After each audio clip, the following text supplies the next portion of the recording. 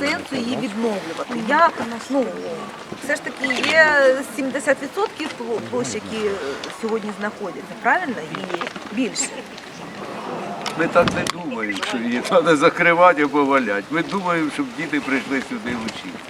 Я захотіла особисто перевірити і зрозуміти, чому аналогічна школа М.Погорілівська в Вітівському районі існує і функціонує, і ніхто не планує будувати щось нове, а чому тут всі кажуть, що тільки нове будівництво.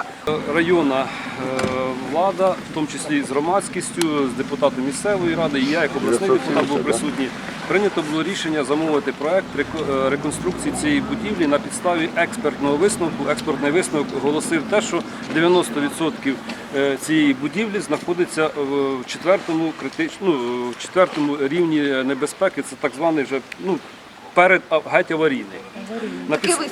Такий висновок експертиза зробила. На підставі того експертного висновку було замовлена проектна документація на укріплення фундаментних стінових частин будівлі.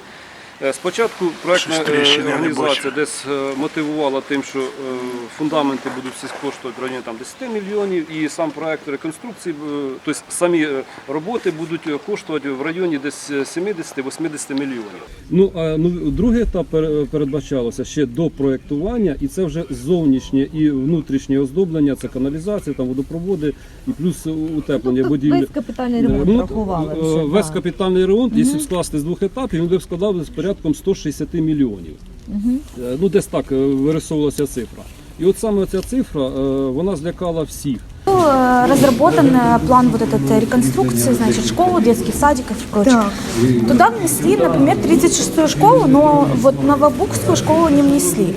Как вы можете, как глава облсовета, на это отреагировать, с учетом того, что школа реально разрушается? Сейчас говорят, що ми зараз будемо впливати, тому що в цих проєктах, які подала сьогодні адміністрація, передбачено обов'язкове співфінансування з обласного бюджету. І депутати обласної ради не погодять співфінансування на ті проєкти, які подає адміністрація, і все.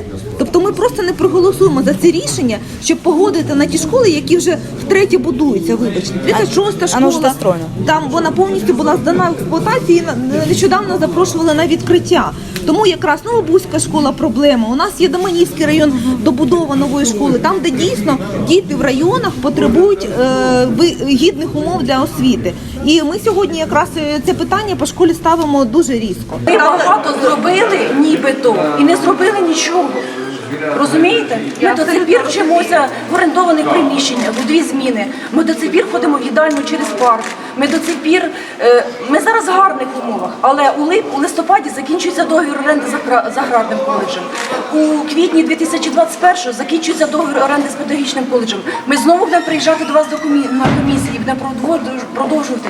Ми цим людям нічого не скажемо, тому що ми знову будемо жити на квартирах.